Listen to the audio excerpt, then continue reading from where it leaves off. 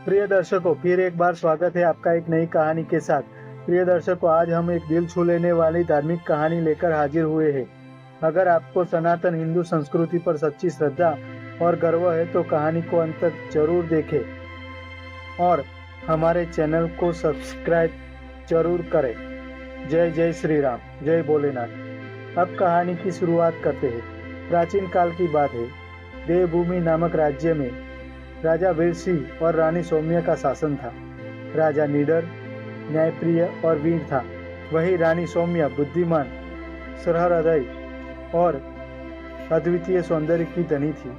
दोनों अपने राज्य के हित के लिए कार्य करते थे, इसलिए देवभूमि समृद्ध, शांतिपूर्ण और प्रजा के लिए स्वर्ग समान था। हर वर्ष की भांति इस वर्ष भी राजधानी में भव्य मेले का आयोजन किया गया। दूर दूर से व्यापारी, कलाकार और नागरिक इस मेले में भाग लेने आए।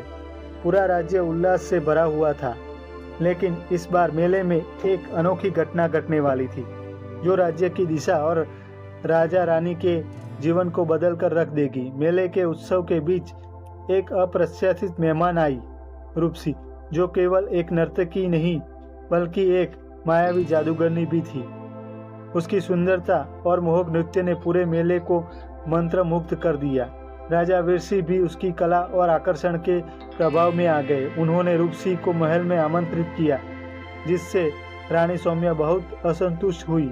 राजन, यह उचित नहीं, उसकी दृष्टि मुझे कपटपूर्ण प्रतीत होती है। रानी ने कहा। रानी, मैं केवल उसकी कला की सराहना कर रहा हूँ, इसमें चिंता की कोई बात नहीं, राजा ने उत्तर दिया। किंतु धीरे धीरे राजा रूपसी के प्रेम जाल में फंसते गए। उनका मन शासन और रानी से दूर होने लगा। रानी सौम्या ने जब यह देखा तो उन्होंने अपनी चतुराई से स्थिति को संभालने का निश्चय किया। उन्होंने अपने विश्वास पात्र सैनिकों को आदेश दिया कि वे रूपसी की सच्चाई का पता लगाए। जांच में पता चला कि रूपसी न केवल जादूगरनी थी, बल्कि वह राज्य को दुर्बल करने के लिए आई थी।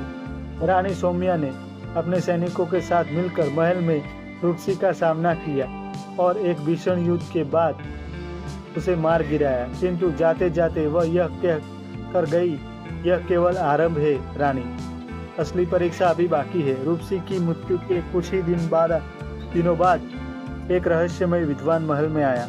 वह लंबी दाढ़ी और सफेद वस्त्रों में लिपटा हुआ था। राजन, महल पर एक भयावह संकट आने वाला है, उसने कहा। कैसा संकट? राजा ने उत्सुकता से पूछा। महल के गुप्त कक्ष में एक जादुई ग्रंथ है जो दुष्ट शक्तियों को जागृत कर सकता है। यदि इसे खोला गया तो समस्त राज्य अराजकता में डूब जाएगा। इसे बंद करने के लिए 3 दिव्य वस्तुएं आवश्यक है: सत्य का पत्थर, ज्ञान की मणि और शक्ति का धनुष। राजा और रानी ने अपने सबसे विश्वास पात्र सैनिकों को साथ लिया और इन दिव्य वस्तुओं की खोज में निकल पड़े। राजा और रानी की यह यात्रा पहला पड़ाव था एक रहस्यमय गुफा, जहां सत्य का पत्थर रखा हुआ था। किंतु गुफा के द्वार पर एक भयानक राक्षस पहरा दे रहा था। जो इस पत्थर को पाना चाहता है उसे अपना सबसे बड़ा रहस्य बताना होगा। राक्षस गर्जा।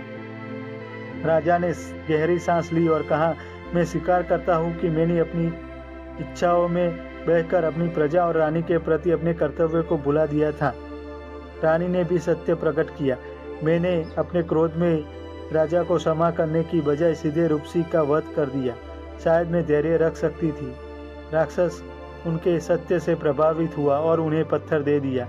आगे बढ़ते हुए एक प्राचीन पुस्तकालय के पास पहुंचे, जहां ज्ञान की मणि छिपी हुई थी।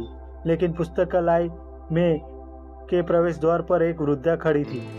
जो इस मणि को प्राप्त करना चाहता है उसे अपना ज्ञान साझा करना होगा। राजा और रानी ने अपने जीवन में प्राप्त शिक्षाओं और अनुभवों को साझा किया। राजा ने नेतृत्व और न्याय की सीख दी तो रानी ने धैर्य और बुद्धिमत्ता के महत्व को बताया। वृद्धा मुस्कुराई और उन्हें ज्ञान की मणि सौंप दी। इसका उपयोग केवल अच्छे कार्यों के लिए करना, उसने चेतावनी दी। अब केवल शक्ति का धनुष प्राप्त करना शेष था। वह एक प्राचीन महल में था जहाँ की दीवारों में रहस्यमय शक्तियाँ थी। जैसे ही राजा और रानी ने महल में प्रवेश किया, उन्हें भयानक भ्रम दिखने लगे। राजा को लगा कि रानी उन्हें छोड़कर जा रही है और रानी को लगा कि राजा युद्ध में हार चुके हैं। किंतु उन्होंने अपने प्रेम और विश्वास से इन भ्रमों को तोड़ा और धनुष को प्राप्त किया। महल लौटकर विद्वान से सलाह ली गई। अब समय आ गया है ग्रंथ का सामना करने का, विद्वान ने कहा। जैसे ही ग्रंथ खोला गया, अंधकार छा गया और एक भयंकर शक्ति जाग उठी। राजा ने शक्ति का धनुष उठाया और अपनी संकल्प शक्ति से एक दिव्य बाण छोड़ा, जिससे ग्रंथ की दुष्ट ऊर्जा कमजोर होने लगी। रानी ने ज्ञान की मणि का प्रयोग कर मंत्रों का उच्चारण किया, जिससे ग्रंथ में कैद अंधकार कांपने लगा।